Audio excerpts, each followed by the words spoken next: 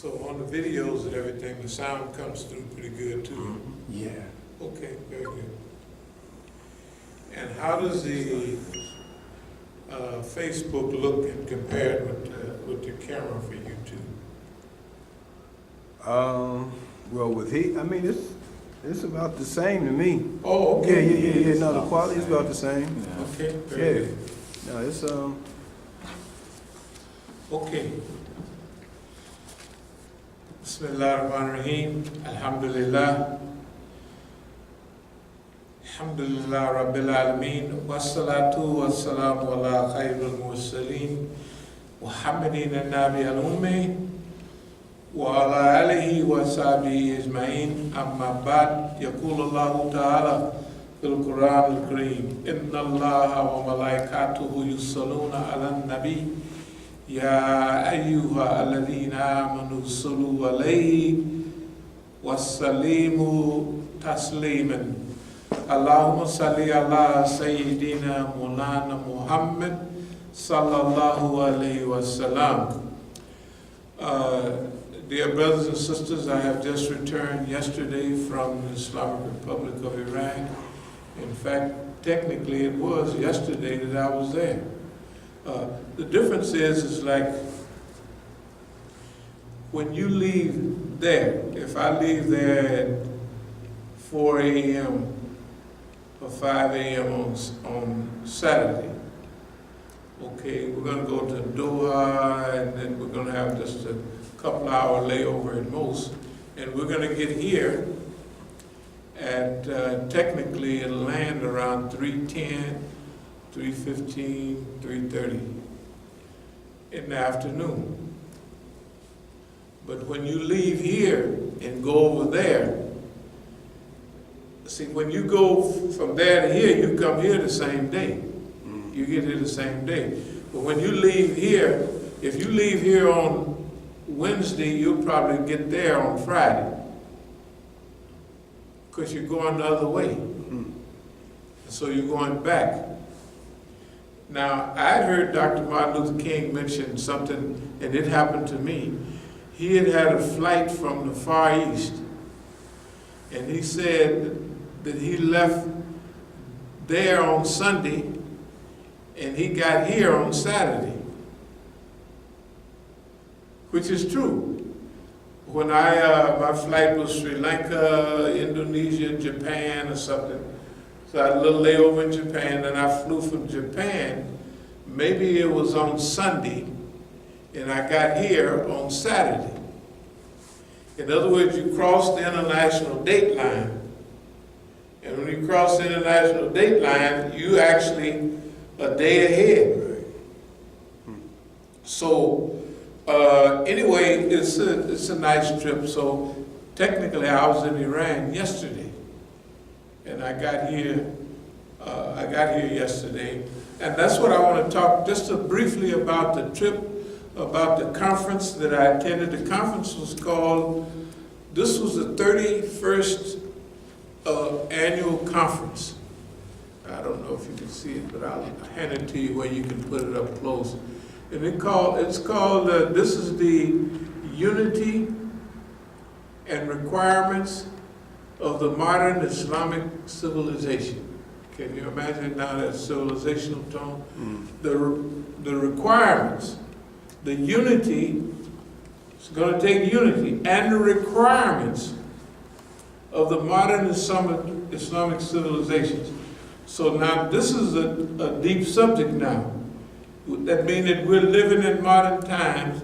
One of the main requirements is unity. Now, Majma al-Taghrib, I'm technically a part of the group, but this has been happening for 31 years, the Islamic Unity Conference, as you want to call it. So, it's a lot of big-time scholars. You know, some of these programs, you grow old together with the conferencees, the speakers. I remember when all of us had black hair and young and energetic, and there's some foreign ministers there, there's some high quality officials, President of Iran opened the conference, or he spoke at the conference. The Rahbar spoke at the conference also, the Ayatollah Khamenei, the leader. And I got there a day late, but the first thing I did, if I got there at 3 in the morning, 3:30, by the time I got in the hotel and relaxed, it was 5 a.m. And so they told me, hey, we're going to see the Rahbar, but you know, I know you're tired, which you would be tired. At 7, that's 2 hours. So maybe you can catch the next one. Shoot, I got me a shower and got juiced up, and I was down at 6:45 ready to go. They said, well, you haven't, there was a whole group of us, we hadn't had our tags and our card. In order to go see the Rahbar, you had to have a special card. So there was a few of us that had just got there, and we didn't have all our official stuff. I didn't even have an official card for the going in and out of the conference. But I mean, everybody knew me anyway. So finally, one of the medium level, not a big shot, but up near there, medium level. He said, I tell you what, all you guys get together, we're gonna have a special minibus. Take all of y'all, we're gonna go to the, you know, where you go in and you show your card, then we're gonna work something out. So they went there, and then I started walking in with everybody else at the gate. The top of security says, where's your card? I said, I ain't got nothing. He said, okay, go stand over there. So we stood over there after everybody went in. Your homeboys, you know, the guys, security, medium level that you've been knowing all the time. Now, what do we got covered? So you know where they go get. They work all kind of little stuff. They get some cards, and follow you up on the chain of friends with them, and they know you. You get a card sooner. So I got a card, went on in, another sheikh from here, Shia brother, he got his card, you know what I mean? And then we was lucky because, see, if we'd have went in early, we'd have set up close to the Rahbar. And we'd have sat on the floor. You know, when you're traveling, your knees and everything is all. So they had several rows of chairs and everything. So I didn't mind sitting in the back. I'll say, alhamdulillah. So we sat in the back, had nice chairs and everything. And it was a good talk. In fact, this was, the Rahbar spoke, and also President Rouhani had a short talk. This is the one we went to that morning. See, these guys are sitting on the ground. We're in the back a ways, and this is when the Rahbar is talking about Quds is a sign of despair. Palestine will eventually be freed from occupation. Ayatollah Khamenei says. So this was, by the way, when I come, look at here, it says the leader pardons over 1,000 prisoners. That was for one of their Eids. Now they have more Eids, so they let more people. Pardon was granted at the request of the Judiciary Chief on the occasion of the birth anniversary of the Prophet, peace be upon him, and the Imam Jafar Sadiq, the 6th Shiite Imam. So, you know, on Eid al-Adha, Eid al-Fitr, you know, they release prisoners. But this is, you know, Shias have Eid al-Qadir. They got a few Eids that don't nobody have. So, brothers, it's good because you ain't never heard of no Bush, old Don haven't let nobody go yet except when they getting ready to go out. Right. They got 5 or 6 friends, right. They let them go. That's right. But it ain't never none of us, Imam Jamil, or you know what I mean. They wouldn't even let the brothers that was ready to die that time, and they let him out 2 days before he died, or 1 day. You know, down in Louisiana after 42 years in isolation. The cruelty that these people exhibit is unbelievable. So, I only want to mention a few things right now. This is a glance at the International Unity Conference. Now, we've been doing this for 31 years. There are Islamic scholars and thinkers and activists from all over the world participating. At this one, maybe it was 60, 75 countries. It's a mini UN, like it's not a mini UN, this is big. We've been working at this for 31 years. In one day, done, hit the news.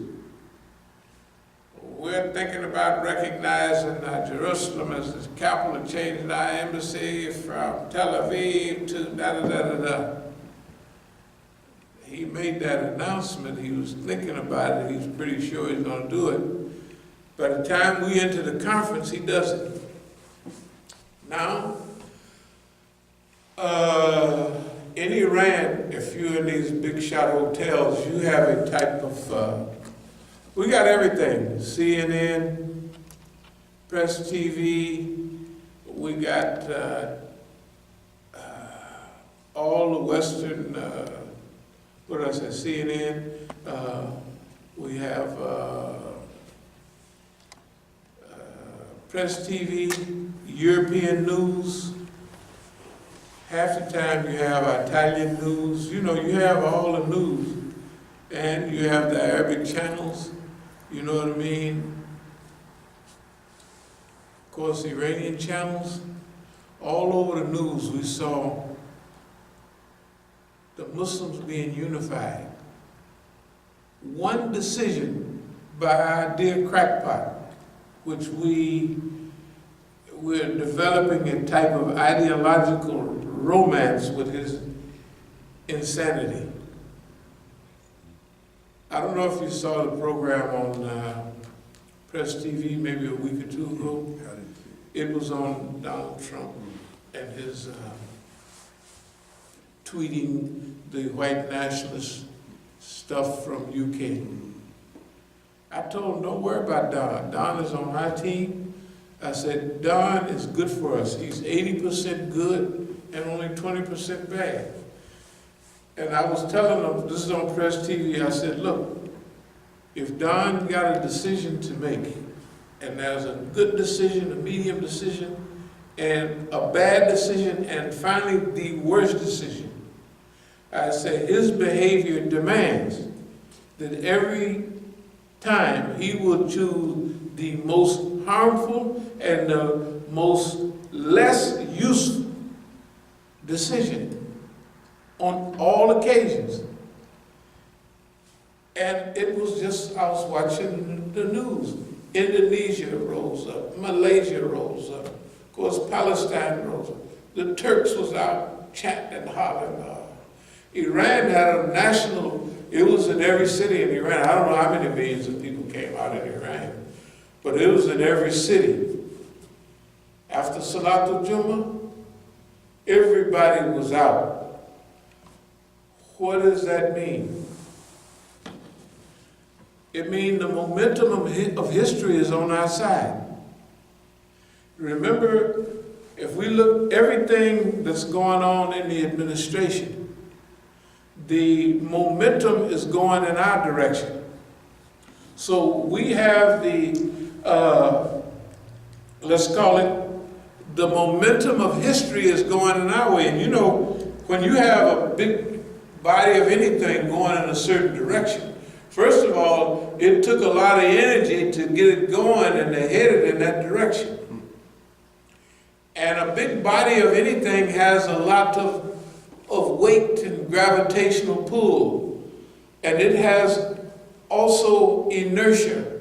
If it were to stop for some reason, it wouldn't, everything would keep going for a while. You know, like you stop a car at 80 miles an hour, everything inside gonna go through the windshield. if it's not tied down. So this is called inertia. We have a historical momentum. And think about it. In the last decades, some of it sounds bad, but it's all going our way. The history in Syria. Syria has just announced that they just about cleared Daesh out of Syria. Iraq is cleared of Syria. Okay, the Western world, refugees, economy, all of that came from what? When the West invaded Libya. The West invaded and destroyed Libya. It unleashed everything, right? They was calling Gaddafi the king of Africa. So he was helping all the countries all around him. When they pulled him out, their economies just crashed. So those people in Africa now, around him, packing up and leaving for Europe. How they get to Europe? They going through Libya. You couldn't go through Libya before because Gaddafi had the state power and you couldn't do that. Okay? The millions of refugees from Syria.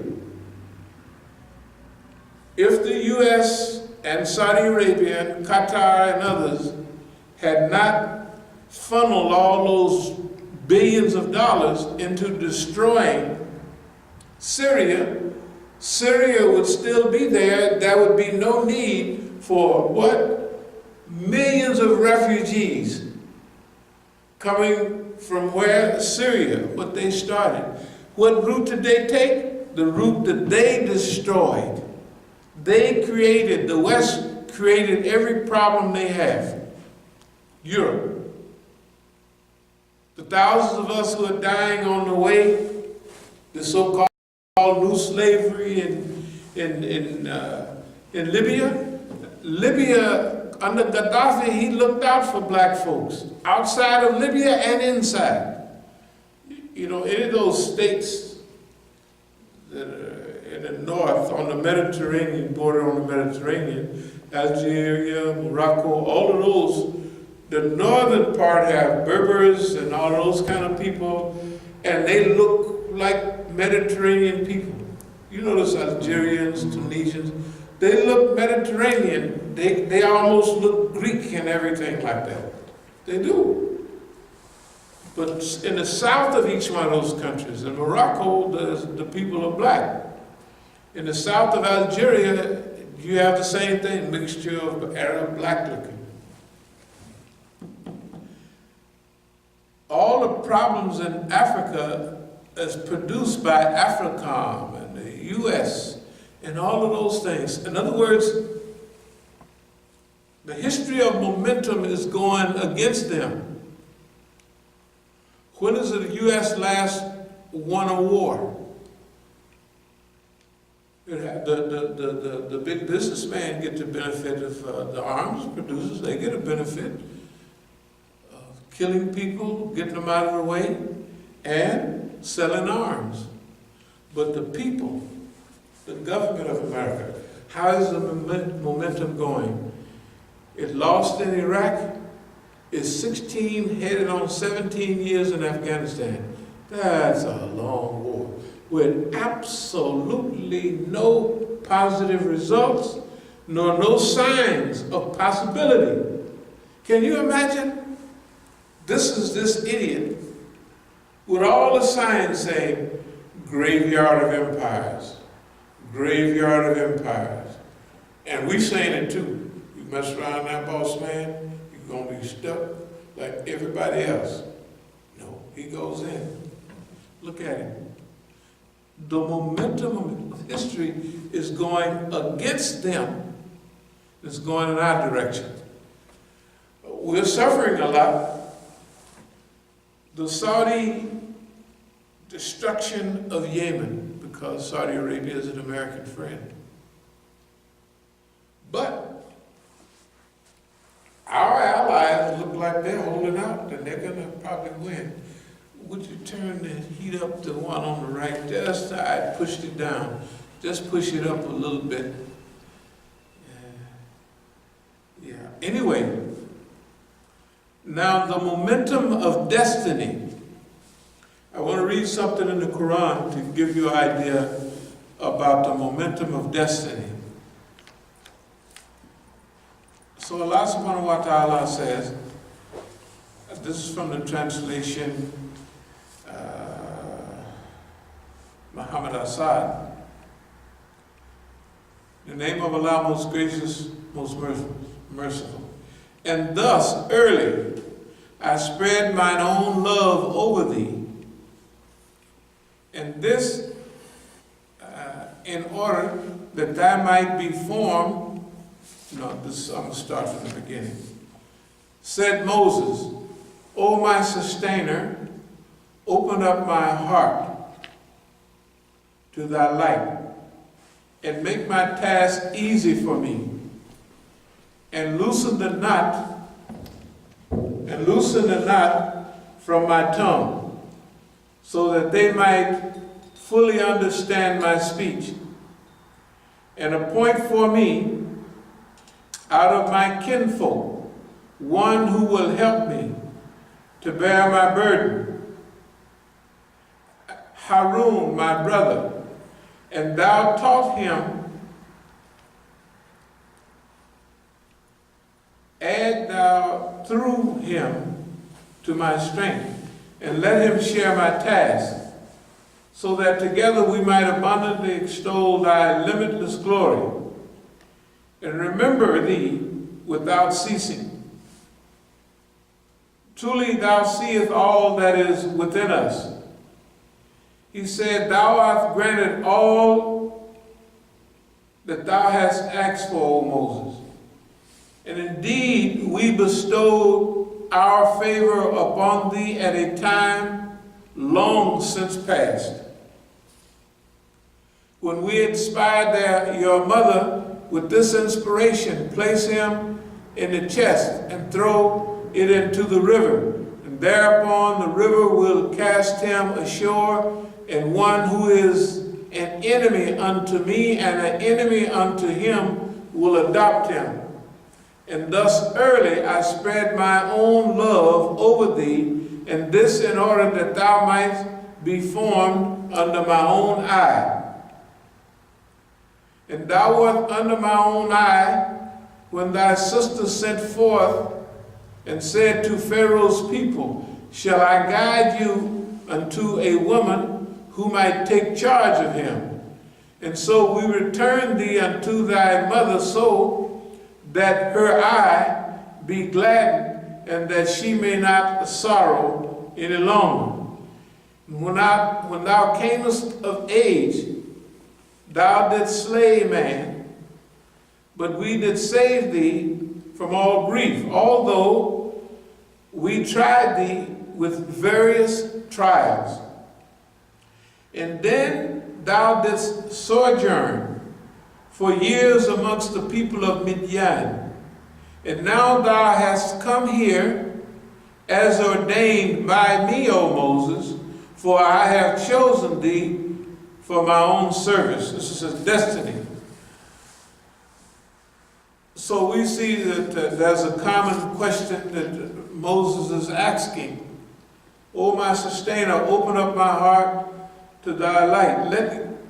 Help me with this mission. Make it easy for me. He's like, make it easy for me. This is a big deal. And see, when you got to go against, imagine now this is one man going against Pharaoh, the great power in the world at that time. And his people are totally sunk in inferiority complexes and forgetfulness as far as God and religion and all of that. So this is a big task. Imagine, this is why Allah subhanahu wa ta'ala raised prophets to do this.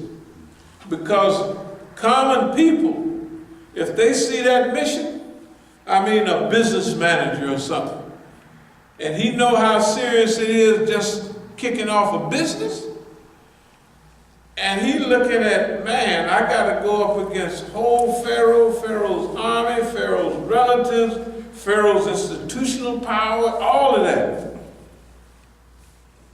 This is why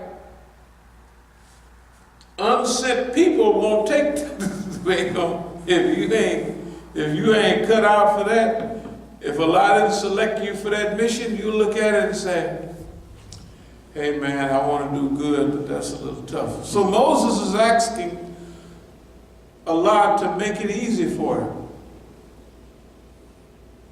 And I stuttered. Moses stuttered.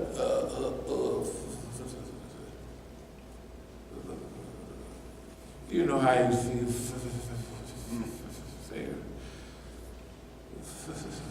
Pharaoh. You know what I mean? Everybody would have been laughing so hard that, you know what I mean? In fact, if he did that, the Pharaoh might have let him go and said, boy, you got through that sentence. I'm going to let the folks go. That was me. You know, he'd be laughing all the time. That might have been a good approach, but that wasn't an approach. The approach is Moses saying, oh Allah, loosen up the knot in my tongue so that they might fully understand my speech and appoint for me out of my kinfolks one who will help me to bear my burden, Harun, my brother, and add through him to my strength. Let him share my task so that together, he just want one helper. This is pretty big. He just want one helper with all of this stuff. So that we might remember you without ceasing. In other words, not only remember psychologically, but by doing the work of Allah. This is also the dhikr of Allah, or the remembrance of Allah. So Allah is saying to him, you got all that covered. And indeed, we've been hooking you up for a long time. You haven't been paying attention.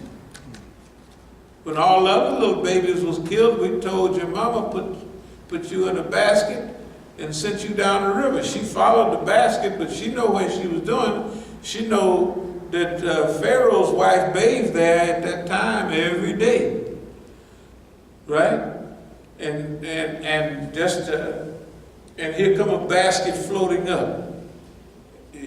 You know what I mean? And she says, shoot, hey, that's a nice little fellow. Of course, he got on Hebrew clothes and stripes and all of that all on the basket. So whoever picked him up knows Hebrew. You know what I mean? You don't have to, and you know, Egyptians don't send their kids out, you know, with a little snack in there, a little milk bottle and stuff, you know what I mean? Anyway, so the baby won't nurse, so his sister Miriam done watched the whole show. She's the one instigating and pushing everything in the water. So Moses there just hollering and crying. They trying to nurse this thing. I don't know. So she comes strolling up. Now this is Pharaoh's court, Pharaoh's wife. Some at the Bible say Pharaoh's daughter, Pharaoh's sister. I think that's what the Bible says. So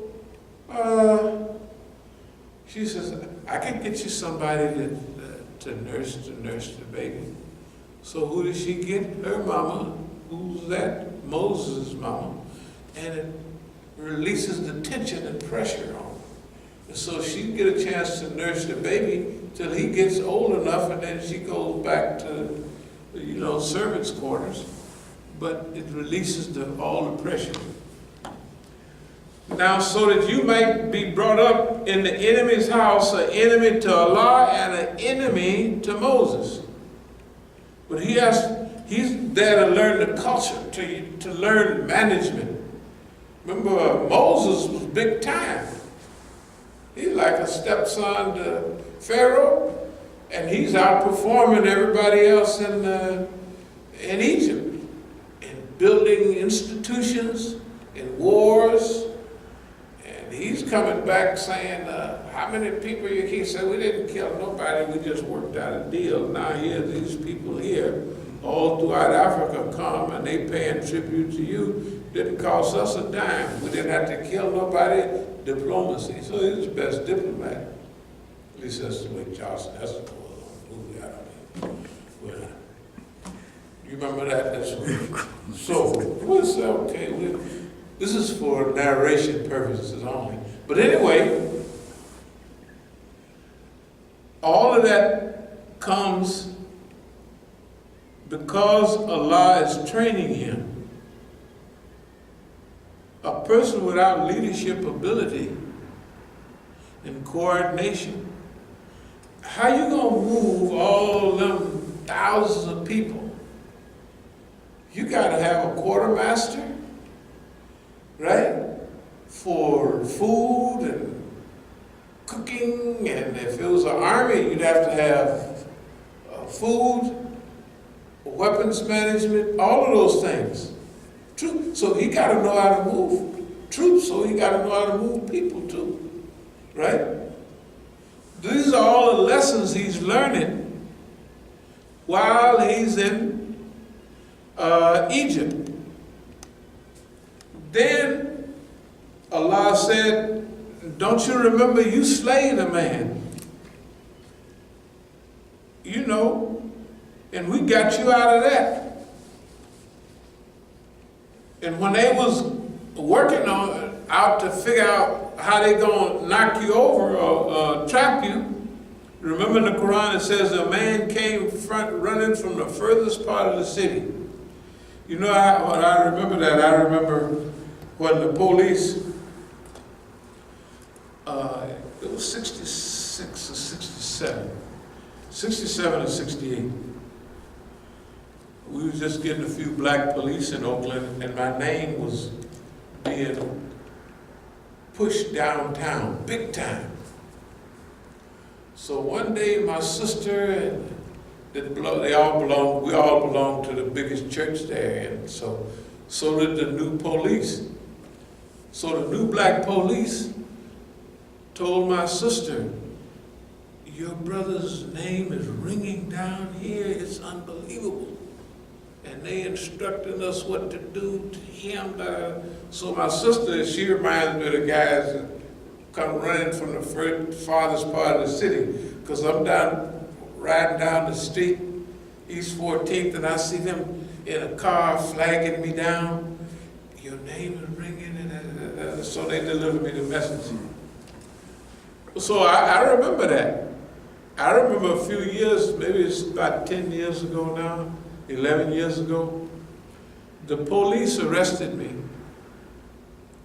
Oh, no, they didn't arrest me. I was making fun of the police. The highway patrol got behind me and they got up on me close. So I jumped over this lane and hit the brakes, and then I jumped behind him. And he speeded up, going 100 miles an hour, and I was right on him. And I'm having a good time. And he shoots off the freeway. And I tell Mukhtar them that in the cookbook. And I'm making fun of the police. Because everything they do, I'd make fun of them. The next morning, when I got up, there was police in front of me, in front of my house, right across the street. As soon as I got in my car, of course I looked at them, they turned around and sped off. So I went the same way. Now, one block up, in the 1700 block, there's a new speed bump. So I didn't know it was a speed bump there because I haven't went that way. When I would go run for years, I would go this way and that way, you know, up by the Masjid. Anyway, this guy, so I came up close to him. It was a speed bump. So I'm not trying to do them like I did the police the day before. It just happened.